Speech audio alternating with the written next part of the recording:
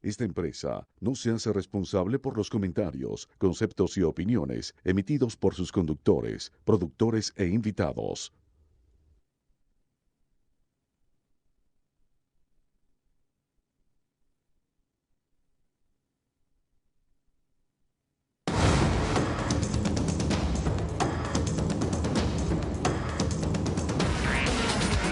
Patricia Poleo en Agárrate, opinión estremecedora. Hola, ¿qué tal? Feliz jueves, bienvenidos. Un placer compartir con ustedes nuevamente. Patricia sigue de vacaciones, pero ya estará de regreso este viernes. Y hoy, revisando los principales medios de comunicación en los Estados Unidos, vemos que, por ejemplo, uno de los más leídos, el New York Times, se ocupa, y este sería el tercer día consecutivo que el tema electoral en los Estados Unidos es materia de abordaje de parte de los medios. En esta oportunidad, nada más y nada menos que el editorial. El trabajo que hace el equipo editorial del New York Times aborda el contenido del discurso que diera Hillary Clinton el fin de semana. ¿Por qué lo hace? Pues bueno, aborda esencialmente la parte económica y desmarca a la candidata demócrata de otros políticos que atribuyen a fuerzas impersonales algunas desigualdades en el crecimiento económico. Y lo dice textualmente. La señora Clinton, en forma correcta, dejó ver que las desigualdades vienen de decisiones que hemos hecho como nación, como líderes y como ciudadanos. Entonces, bueno, en adelante el editorial de New York Times lo que hace es recoger las principales promesas de la precandidata en términos de impuestos, diciendo que va a tratar de acompañar mejor a quienes invierten diariamente y no a esas inversiones esporádicas que pueden llegar incluso sacando ganancias fuera del país, y todo lo que tiene que ver con investigaciones científicas para propiciar el desarrollo de nuevas empresas y pequeños emprendedores. Así que por tercer día consecutivo, elecciones en Estados Unidos, tema de los principales medios de comunicación.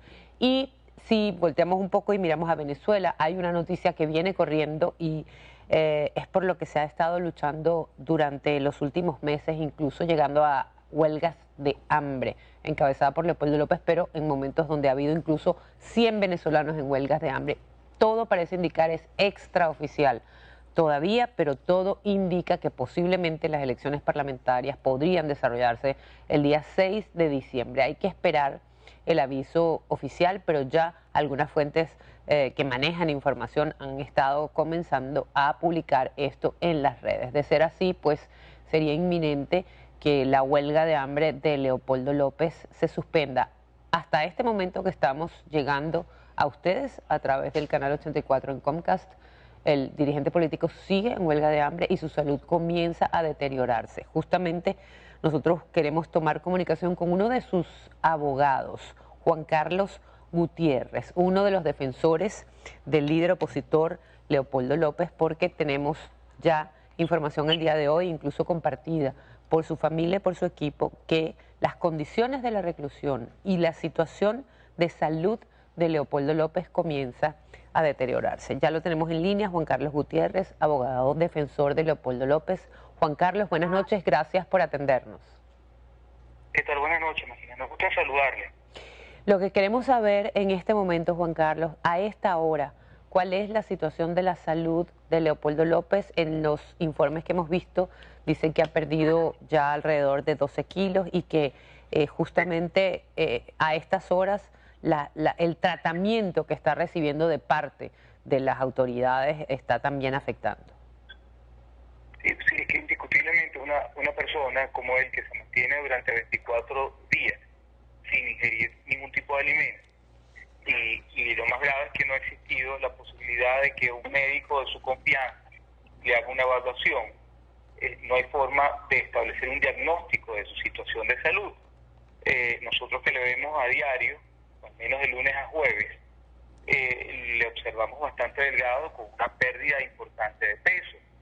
En cuanto simplemente le hacen una toma de tensión, la cual se ha mantenido bajo niveles, digamos, normales, tomando en cuenta que es una persona joven y de contextura, pues, y que ha sido tradicionalmente un atleta.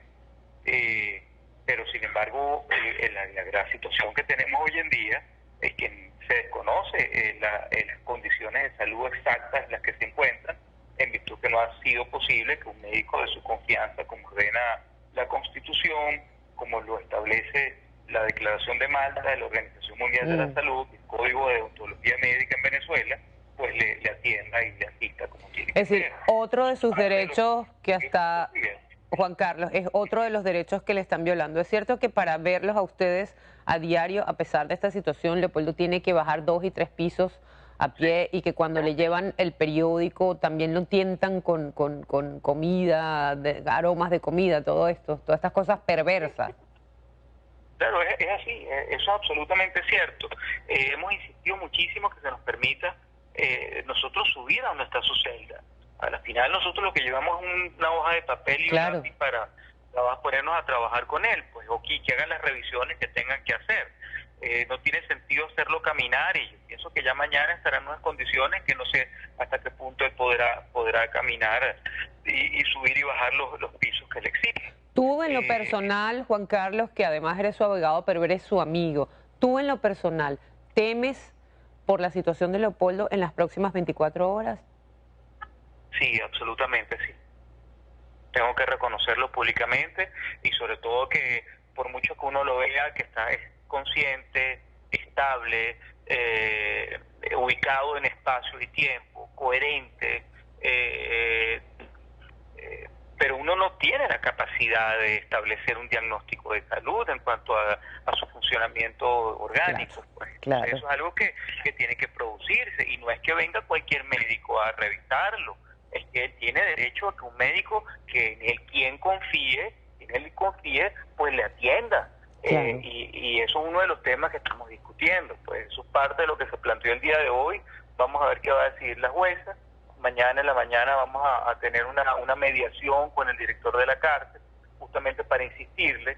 La jueza ordenó que se creara una junta médica para evaluar a Leopoldo, pero una junta médica sin un médico que es de su confianza no tiene ningún sentido. Entonces vamos a ver qué tipo de conciliación se puede lograr para que dentro de esa junta médica esté el médico de su confianza, el médico que lo manipule, que tenga acceso a su cuerpo, que un médico en quien confíe. Pues eso es algo que es completamente lógico, que una persona no se deje tocar, sino con una persona de su confianza. Pues entonces eso es parte de lo que estamos exigiendo. Juan Carlos, es un tema que se quiere acreditar en el expediente de la condición de su salud.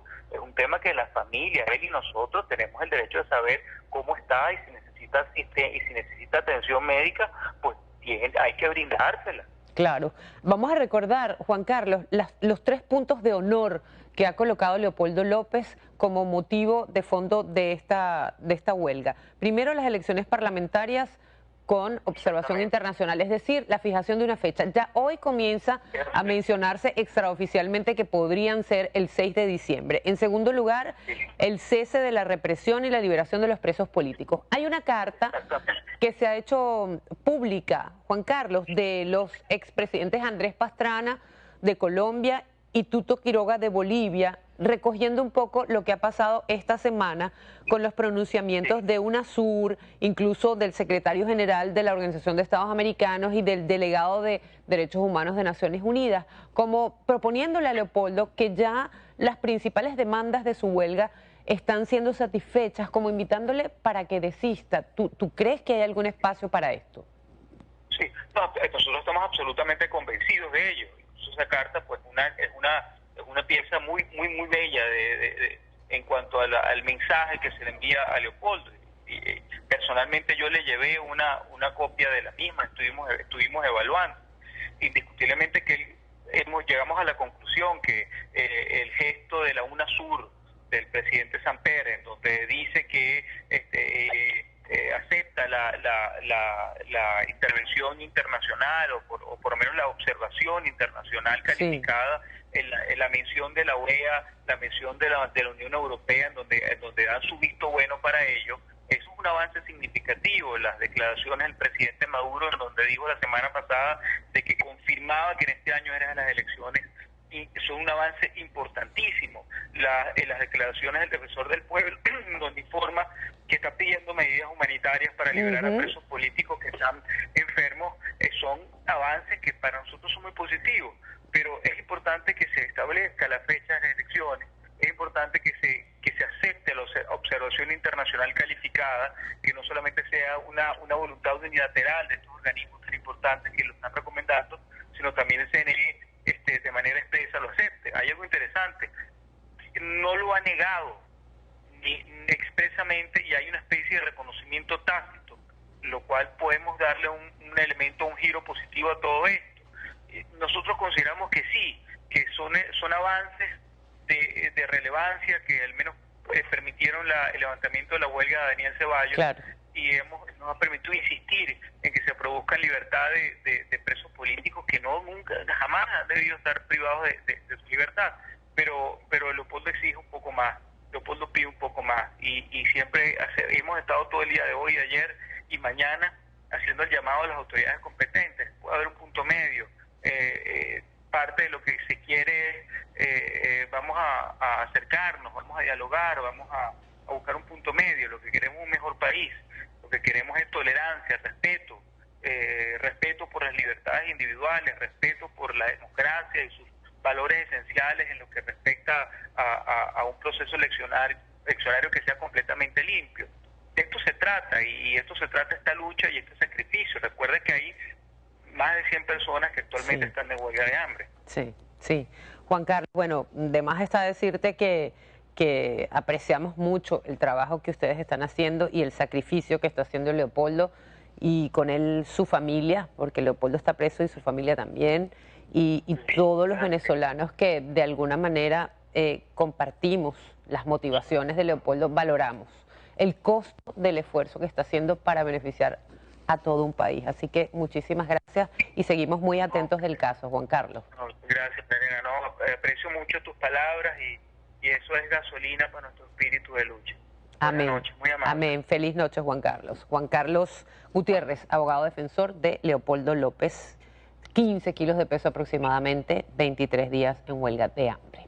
Vamos a revisar la situación de la libertad de expresión al regreso. ¿Sabían ustedes, por ejemplo, que Ecuador, Cuba y Venezuela están entre los países que más intenciones y, de hecho, medidas para censurar la comunicación a través de las redes sociales hacen? ¿Qué tienen en común Ecuador, Cuba y Venezuela, aparte de esta censura?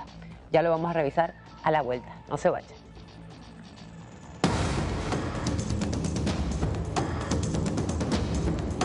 Agárrate con Patricia Poleo. Con Patricia Poleo.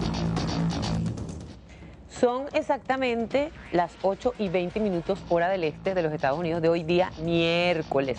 Miércoles, porque al comienzo dije jueves, pero no. Estamos en vivo con todo el equipo. No vayan a pensar que esto es una cinta sin fin. No, señor, aquí estamos. Y vamos a hablar inmediatamente de lo prometido, de la libertad de expresión en muchos países hispanoparlantes que tienen gobiernos que pretenden controlar a través de modificación de sus leyes la libertad incluso en las redes sociales. Y estamos hablando de Cuba, de Venezuela, de Ecuador. Lo recordamos también en las últimas elecciones, entre comillas, en Irán, cuando justamente los mensajes de texto, la red Twitter y la Facebook y todas estas conexiones fueron los que permitieron sacar la información importante de los abusos que estaban pasando en Irán. Vamos a ver este paquete de La Voz de América acerca de cómo la libertad en Internet está amenazada en varios países. Ahí lo tienen.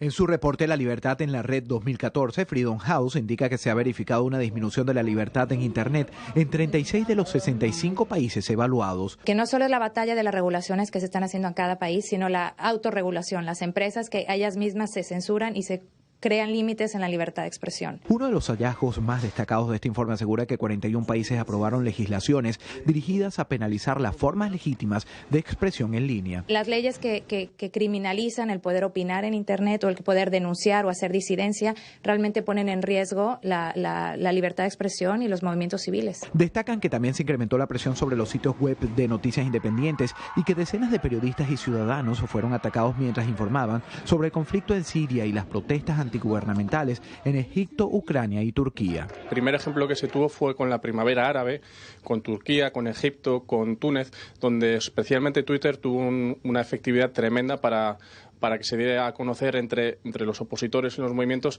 qué se iba a hacer y poder movilizarse. Muy pocos países registraron mejoras en sus políticas, según el informe, pero para los analistas, en la región destacan a Estados Unidos, luego que el presidente Barack Obama pidiera al organismo regulador estadounidense, la Comisión Federal de Comunicaciones, FCC, que legisle en defensa de la libre circulación de contenidos, y Brasil, país que según Freedom House, debatió un proyecto de ley conocido como Internet Marco Civil, que llevará a ese país importantes protecciones de privacidad y disposiciones dirigidas a mantener la neutralidad en la red. Pues hay que seguir luchando, o sea, hay que ser partícipe, hay que ser activos, hay que informarse y hay que entender los movimientos que se están creando en contra de estas legislaciones. Para esta ONG con sede en Washington, los peores violadores de la libertad en Internet fueron Irán, Siria y también China. Desde Miami, Alejandro Marcano, para La Voz de América. Justamente está con nosotros, hablando de seguir adelante y de buscar las maneras de informar, una periodista venezolana, Luzmely Reyes, que acaba de fundar hace muy poco un nuevo portal de información que se llama Efecto Cocuyo. Se los recomiendo porque es información al minuto y periodismo realmente independiente. Pero Luzmely no ha llegado ayer. Luzmely es una periodista que ha sido editora, ha sido jefe de investigación en diarios muy importantes en Venezuela. De hecho, su labor ha sido reconocida con uno de los premios más prestigiosos de la comunicación política aquí en Estados Unidos, el Victory Awards. Así que nos complace mucho conversar con ella vía Skype. Luzmely, feliz noche, gracias por acompañarnos. Gracias, buenas noches. Gracias a ti, qué gusto escucharte.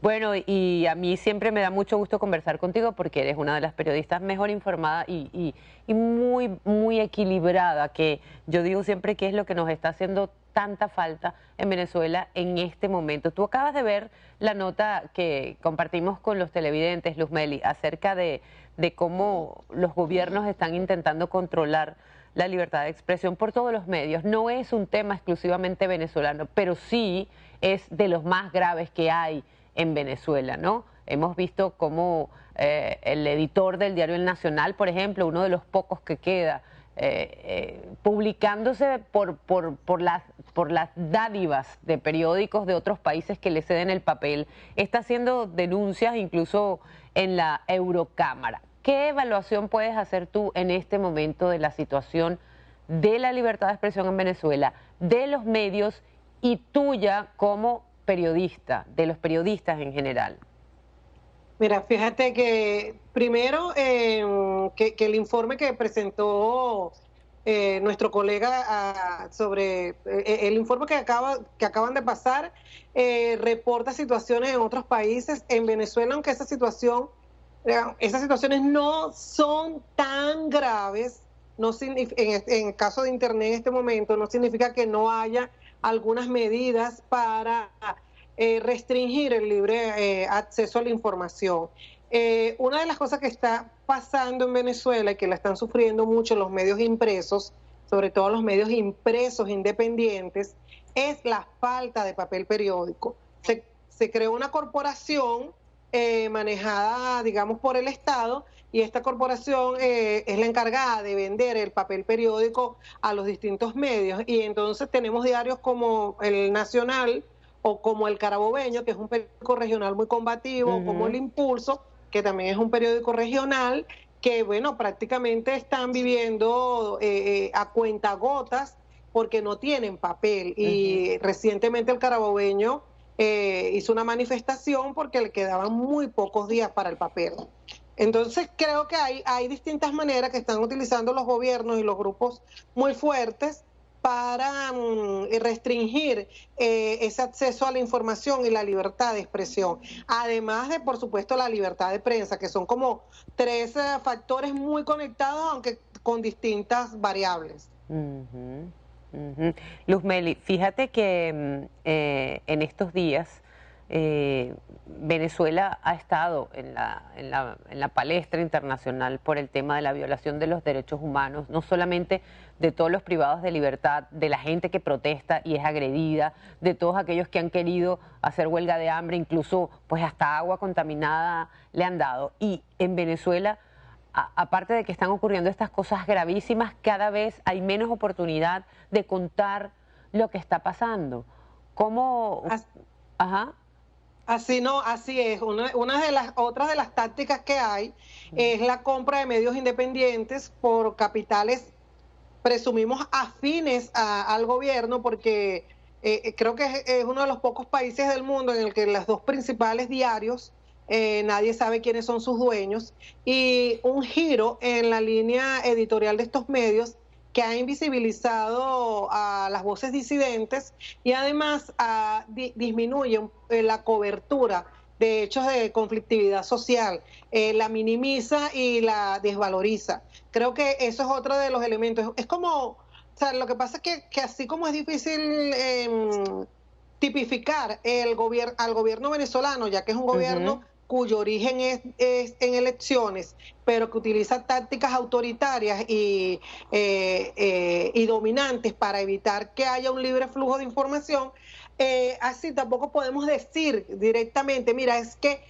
cercenaron tal cosa, hicieron tal cosa, sino que se utilizan tácticas muy sutiles en algunos casos, como la que te estoy diciendo, como es la compra de medios que antes eran independientes, que tenían una línea editorial distinta, y esa línea no solamente la cambian, sino que invisibilizan a la disidencia, así como, por ejemplo, lo que te explicaba, lo que les contaba del papel periódico, o como sucede que incluso algo que estamos observando muchísimo, es que la propia gente, cuando les vas a consultar algo, te hacen denuncias y no quieren aparecer por temor a retaliación. Imagínate. O sea, yo creo que eso es muy grave. Es muy grave. No solamente tiene que ver con la libertad de prensa y de expresión directamente de un medio, de un periodista, sino con la libertad de expresión de la ciudadanía en general. Claro, es autocensura. Por eso yo siempre digo que en Venezuela la libertad de expresión es condicional, como aquel preso que dejan salir pero se tiene que reportar. La libertad de expresión es condicional porque usted la puede ejercer,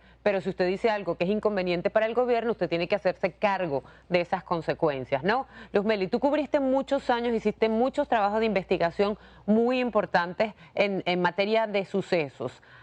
Ayer supimos de un periodista venezolano que fue encontrado en su casa con signos visibles de haber sido agredido por arma blanca y luego incluso partes del cuerpo quemadas, y no ha habido manera de que se sepa qué pasó, quién está investigando aquello, y uno no deja de pensar, oye, es un periodista, libertad de expresión. Este tipo de violencia, agresión, asesinato en su propia casa, el peor de los males que tiene Venezuela en este momento. Es decir, se juntan dos cosas y el resultado es el diagnóstico. Te pregunto si compartes esa inferencia conmigo. No se sabe, nadie es responsable. ¿Qué pasa?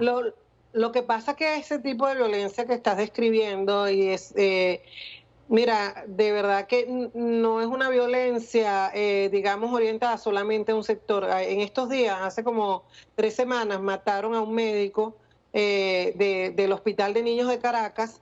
Era un médico con una gran vocación de trabajo y también se le metieron en su casa, lo amordazaron y lo asesinaron también a puñaladas, ¿no?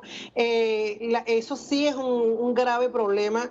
No, se conectan unas cosas con otras, pero realmente el problema de la inseguridad es gravísimo. A mí no me gusta utilizar esos calificativos, pero es gravísimo en Venezuela, en cualquier esquina, y lo digo literalmente, no lo estoy diciendo metafóricamente, en cualquier esquina puede ocurrir un hecho de violencia, y un hecho de violencia con armas de fuego. No solamente que roben a una persona, ataquen una propiedad, sino que en cualquier esquina de la ciudad de Caracas. Es muy grave. Y Luzmeli, ¿tienen los medios, ya para finalizar, tienen los medios en Venezuela la posibilidad de reseñar este tipo de cosas, o también hay censura en esto? No, esos hechos se reseñan. Lo que ocurre es que después que se hace una reseña, primero, no hay información realmente oficial que haya, digamos, que el cuerpo de investigaciones pueda pasar un reporte y se pueda hacer un seguimiento de esto. Los periodistas de sucesos hacen de tripas corazones para conseguir información. De hecho, la primera gran baja en libertad, en el acceso a la información, fue justamente la fuente de sucesos, porque era vista como si fuese una fuente amenazante debido a la alta criminalidad que había y que parecía que formaba parte de una conspiración. Y entonces hubo algún ministro que, aplicando aquella máxima de maten al mensajero, decidió eliminar cualquier flujo de información oficial por parte de los organismos de seguridad. Eso sí ocurre, pero sí pueden salir reseñados los hechos porque son tan evidentes y ocurren frente a los ojos de todo el mundo que es imposible que no puedan salir, que no sean reseñados. Sí. Luzmeli, muchísimas gracias por haber compartido estos minutos con nosotros. Te deseamos todo el éxito del mundo y volvemos a recomendar tu nuevo portal de periodismo independiente, efectococuyo.com. También están en Twitter, @efectococuyo, ¿correcto? Muchas gracias, sí, @efectococuyo, los esperamos allí, periodismo independiente, y gracias de verdad por la entrevista, y te deseo todo el éxito del mundo. Amén, feliz noche para ti, 1.000.000 de gracias. Luzmeli Reyes, periodista venezolana. Vamos a hacer la pausa, al regreso vamos a revisar, ¿sabían ustedes que para un venezolano poder comprar un pollo asado sin ningún tipo de adornos, tiene que trabajar 5 días? Venezuela, el país de la inflación más alta del mundo. Lo revisamos luego de esta pausa. No se vayan.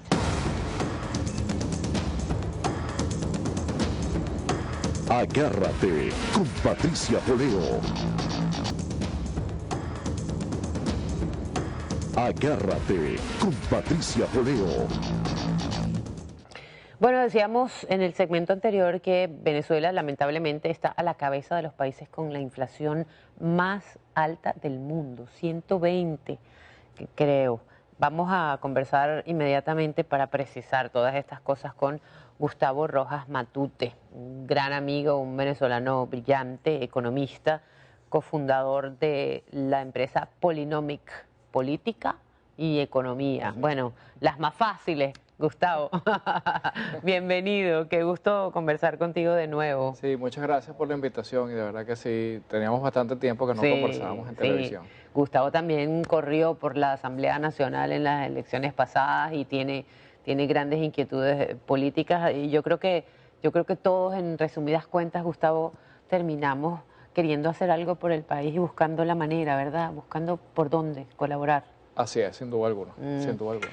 Mira, Gustavo, decíamos que Venezuela es el país con la inflación más alta del mundo. No hay otro que tenga aunque sea 100. Nosotros estamos entre 120 y 150. ¿Qué locura? ¿Cómo llegamos a esta locura?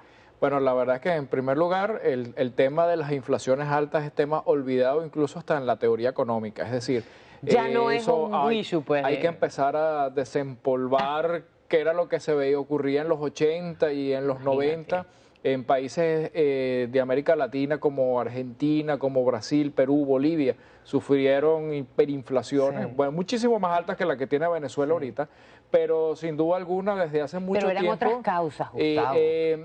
Eran causas relativamente similares, es decir, la causa que genera este proceso es cuando el gobierno no tiene cómo financiar su gasto. Venezuela, por ejemplo, lo que ha pasado en los últimos meses con la caída de los precios del petróleo, que antes tenía, imagínate que de un día para otro tienes apenas ahora 50% de lo que te ingresaba el año pasado. Entonces, y empiezas entonces a gastarte los ahorros y las reservas van para abajo. Lo peor no es gastarse los ahorros, porque es que no tenemos ahorros. Entonces el Banco Central está imprimiendo dinero para financiar. Entonces, ¿qué es lo que pasa? Que está creciendo la cantidad de bolívares, sigue creciendo y no hay productos ni siquiera para comprar y no hay dólares para comprar. Entonces, ¿qué hace todo ese montón de bolívares circulando en la economía? O igual que cualquier otra moneda, cuando arranca esa máquina, aparece muchísimo dinero, crece mucho más rápido que los productos. Entonces, si antes tenías 10 bolívares de liquidez y 2 tomates, entonces cada tomate de producción como Producto Interno Bruto, por ponerlo como un ejemplo, serían 5 bolívares y 5 bolívares. Pero si sigues teniendo 2 tomates y ahora multiplicas en vez de 10 bolívares, imprimes y ahora tienes 20 bolívares circulando, entonces al final del día esos tomates van a costar, en vez de 5 y 5, 10 y 10, y así sucesivamente en la medida en que vaya incrementándose la cantidad de bolívares o de dinero más rápido que los productos. Claro. ¿Cuánto cuesta comerse un pollo aquí en Estados Unidos? Y es que no te lo comes solo, cuesta $7 y te lo comes con todos sus acompañantes. Sí, claro. ¿Cuánto es el salario que devenga mínimo, promedio, un cristiano que trabaje en este país? No, $7 es el salario de una hora mínimo, el salario mínimo en muchísimos estados. Es decir, usted trabaja una hora en este país y usted puede comprarse un pollo. En Venezuela hay que trabajar 5 días. Así Gustavo. es. Sí. 5 días. Y no solamente eso, hay un producto que por lo íntimo, por lo sensible, porque toca la intimidad de la mujer y su higiene incluso, ha revolucionado la opinión pública y a través de las redes. Y es cuando aparecen los nuevos precios de las toallas sanitarias de las mujeres. 1.368 bolívares, 1.200 bolívares, quienes venimos de la economía venezolana anterior, es 1 millón de bolívares, ¿no? Y resulta que para poderle explicar este espanto a un venezolano que tiene 15 años fuera de Venezuela, que no entiende cuando tú le dices, ¿cómo es posible que una toalla sanitaria cueste 1.300 bolívares? Te arruga la cara y te dice, no entiendo. Bueno, mira, ahí está. Además hay que calcular, para poderle hacer la traducción a cualquier persona de otro país, hay que calcular con 4 códigos. Gustavo, ¿qué es esto? Sí, sí. Bueno, la verdad es que hay varias cosas, ¿no? El primero es que Venezuela convive con una inflación muy elevada y al mismo tiempo con un precio regulado, entonces con un control de precios. Entonces de repente tienes un producto que tenía un precio regulado desde el año 2009, por decir algo, y obviamente con la inflación incluso hasta empezó a desaparecer porque el supermercado o el comerciante no puede vender a ese precio porque ya ese precio no le cubre los costos. Entonces de repente, para solucionar el problema de la escasez, el gobierno autoriza el ajuste y entonces te das un trancazo porque observas un precio que estaba regulado desde el año 2009 con toda la inflación, todo lo que ha corrido por debajo de la mesa y entonces te das el trancazo porque observas un precio nuevo que no lo has podido ver gradualmente, pero lo viste de un solo golpe y ese ajuste impacta muchísimo al bolsillo de los venezolanos. Hay otra cifra que es realmente escalofriante, el desabastecimiento. Cuando se han tomado decisiones económicas, cuando se han confiscado fincas productivas con la promesa de que ahora el socialismo va a poderle mejorar la situación alimentaria y de producción a la familia venezolana, y no ha sido así. El desabastecimiento, las cifras que se están alcanzando, yo creo que son históricas, tú me corregirás. Sí. Y la gente, no hay quien se atreva a decir que esto es como era que dijeron alguna vez, una sensación. El desabastecimiento en Venezuela es, yo creo que la muestra de la peor política económica que hemos tenido en mucho tiempo. Sí. Gustavo. Sí, sin duda alguna. Es lo peor de dos mundos, ¿no? Ajá. Porque por un lado tienes una inflación que ya hablamos, podría estar entre 100 y 160 para este año. Lo peor de todo es que ni siquiera el Banco Central, así como oculta las cifras de inseguridad, que como decían en el panel anterior. Sí, usted va a la morgue y no le dan la cifra de cuántas personas murieron el fin de semana, no se sabe en Venezuela. Bueno, tampoco se sabe la inflación. El Banco Central no publica desde enero una cifra de inflación y desde el año pasado no publica cifras de escasez, de tal manera que y los tampoco analistas y las los empresas... informes de PDVSA. Así es. No, los informes de PDVSA sí se publican, sí. Pero los economistas andamos haciendo estimaciones con base a otra información para poder tratar de tener una guía, porque no hay información oficial. Entonces, te consigues con productos cuyo precio sube muy rápidamente y por el otro lado muchos productos básicos que no consigues. Entonces estás en lo peor de los dos mundos, ¿no? Porque claro, la inflación y la escasez al mismo tiempo son los dos peores males que puede sufrir un consumidor. Lo que yo no puedo entender es cómo hace un gobierno para convencer a un país de que le preste dinero con esta crisis y con esta situación y con el precio del petróleo como está y siendo un factor que nadie puede regular, claro, no del todo, ¿no? Claro.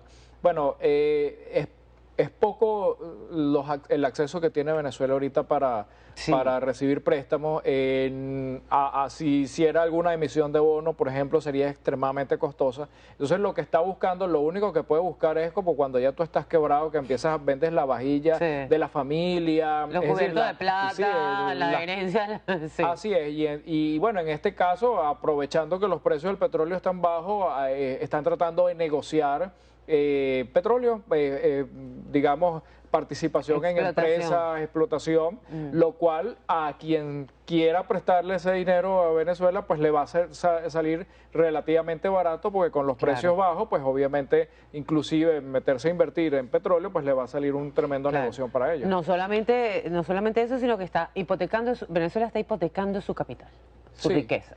Sí, bueno, sin duda alguna, yo no critico tanto que se hagan negocios en términos petroleros, porque incluso en Venezuela en los 90 se hizo la apertura petrolera y eso funcionó, pero en otras condiciones. Exactamente, el tema son las condiciones en las cuales se están haciendo esos negocios y con quién estás haciendo esos negocios. Entonces, y qué beneficio le va a traer a Venezuela, porque si de repente estás haciendo hoy en día una negociación y estás recibiendo un dinero, ¿qué vas a hacer con ese dinero? ¿Lo vas a invertir para aumentar la producción o te lo vas a dilapidar como se ha venido dilapidando todos los recursos en los últimos años? Eso es una de las cosas más importantes que tomar en cuenta. Ya, lo creo que sí. Vamos a hacer la pausa, Gustavo. Al regreso, me gustaría que nos dijeras si el presidente de Venezuela, en este momento, sea cual fuere, si fuera este o fuera otro, te dijera cómo organizamos este desaguisado económico. Y si un venezolano de la calle te dijera, oiga, doctor, ¿cómo hago para que la plática me rinda cada mes? Vamos a hacer ese ejercicio al regreso, ¿sí? Dos buenas preguntas. Fácil. No se vayan, ya venimos con Gustavo Rojas Matute, aquí en Agárrate.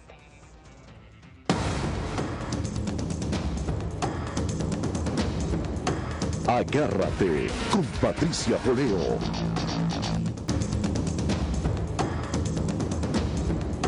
Agárrate con Patricia Poleo. Aquí estamos con Gustavo Rojas Matute, economista. La última encuesta de Data Analysis, Gustavo, dice que el 70% de los venezolanos consultados considera que las medidas económicas están empeorando su situación. Y yo te preguntaba antes, ¿cómo hacemos, cómo haríamos, qué hacemos para rescatar, o por lo menos para detener esta crisis? Sí, mira, lo mejor de alguna manera que tiene Venezuela es que con 2 o 3, para comenzar, ajustes macroeconómicos, es posible comenzar a recuperar la economía. Pero antes de tomar cualquier ajuste macroeconómico, lo más importante es brindarle credibilidad. Es decir, que el mundo entero crea en Venezuela. Claro. Porque cuando tú vayas a hacer una inversión, es decir, si tú quieres decir, mira, vamos a ajustar esto, lo primero que tienes que hacer es cambiar la ecuación. ¿Por qué sube el precio del dólar como está subiendo? Estamos hablando del mercado negro, porque la gente no está confiando en el bolívar. ¿Y por qué no está confiando en el bolívar? Porque no confía en la economía. En el momento en que tú logres cambiar esa expectativa, la gente, en vez de querer cambiar sus bolívares por dólar, quisiera invertir en Venezuela y va a traer dólares para cambiarlos por bolívares. Eso baja el precio del dólar. Suena como muy fácil y a lo mejor mucha gente no lo puede creer, pero ha ocurrido en muchos países cuando se logra generar credibilidad. Ahora, esa credibilidad depende de muchas cosas. Depende de si el gobierno actual, que ha perdido muchísima y cuyo nivel de aprobación es muy bajo, está dispuesto a hacerlo, y cuál es por decirlo de alguna manera, cuál es la prueba de amor que está dispuesto a dar, o qué puede pasar, por ejemplo, con una elección a la Asamblea Nacional si la oposición gana, y cuáles son las expectativas que pueda generar eso.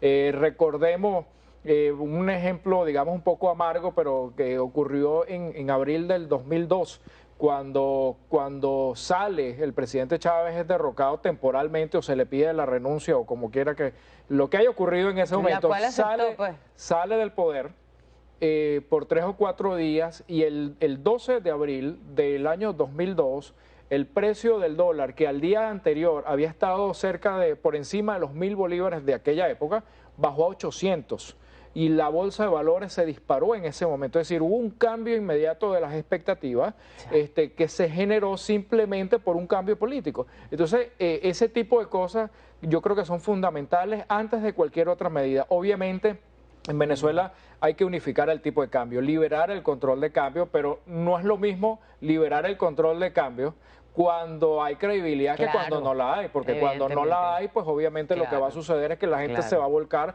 a seguir comprando dólares, pero si tú cambias las expectativas, la gente en vez de volcarse a comprar dólares, va a volcarse a invertir dentro de Venezuela. Y tú eres asesor, Gustavo, qué difícil debe ser en este momento recomendarle algo a un empresario que tenga... Y si tan solo darle una respuesta, digo yo, no digo recomendarle una inversión, responderle. Así es. ¿Cómo se valora, con qué parámetros, cómo se estima el futuro económico de Venezuela hoy? Sí, no, sin duda alguna es muy complicado. De hecho, el tema de la inflación, por ejemplo, podría llegar a ser en algún momento hasta impredecible, ¿no? El tipo de cambio paralelo, cuando la gente te pregunta, bueno, ¿cuánto va a valer el precio del mercado, el del dólar negro a finales de este año? Nosotros, de hecho, el año pasado, cuando ninguna firma pronosticaba más de 200 bolívares, nosotros ya decíamos que iba a superar la barrera de los 400 y ocurrió mucho antes. Nosotros creíamos que iba a ocurrir a finales de este año, terminó ocurriendo apenas hace unas semanas atrás. Entonces, pero va a haber un momento en que podría llegar incluso a hacerse absolutamente impredecible. Entonces, claro, obviamente la recomendación es protegerse primero de la inflación. Para protegerte de la inflación, pues tratas de adquirir o divisas o inmuebles, la bolsa incluso de valores, que es algo muy pequeño en Venezuela, con muy pocas acciones. Las empresas están comprando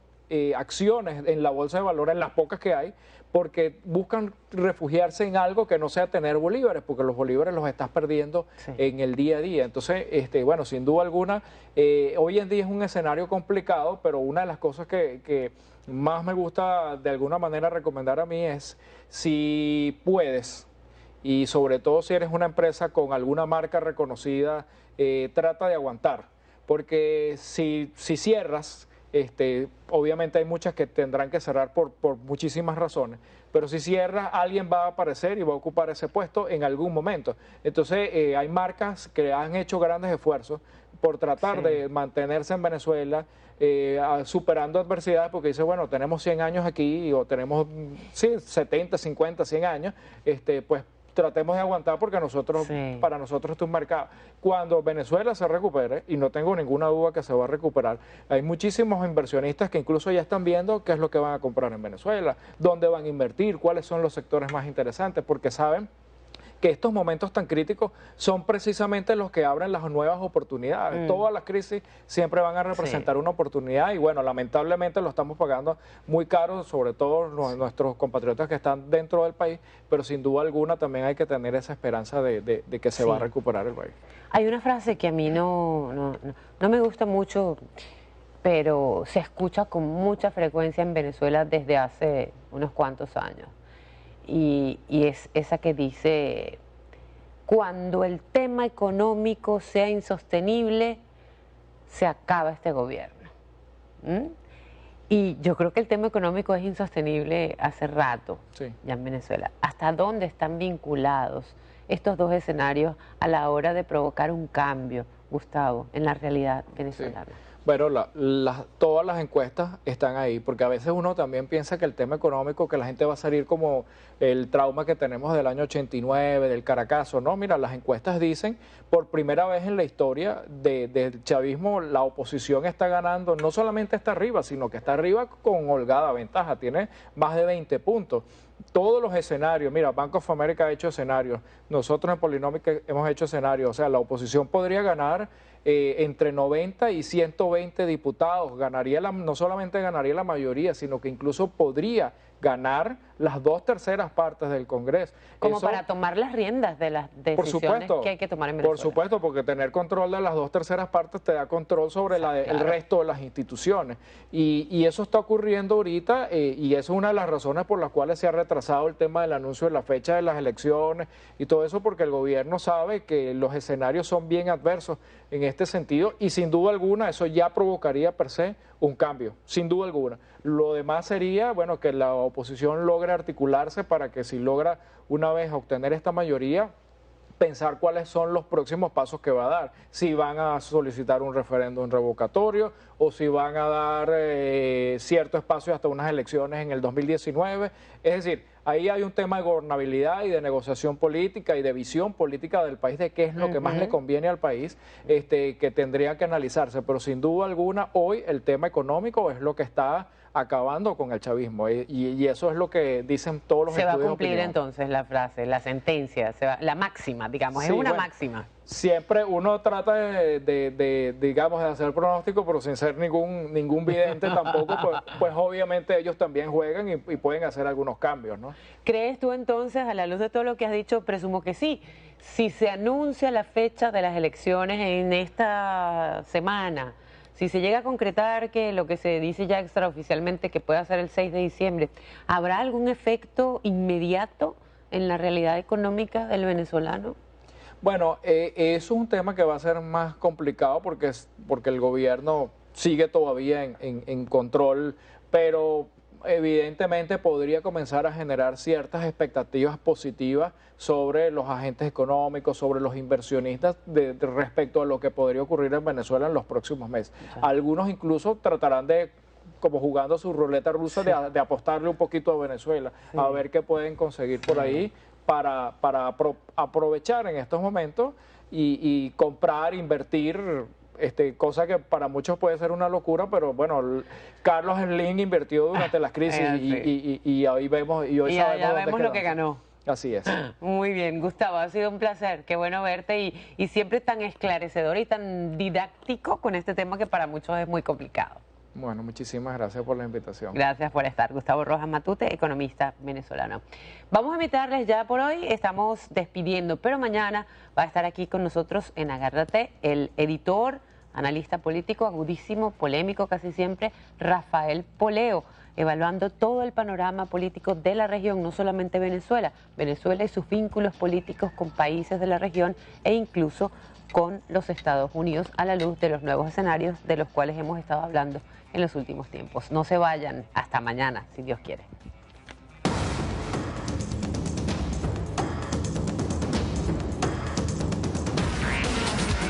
Patricia Poleo en Agárrate, opinión estremecedora.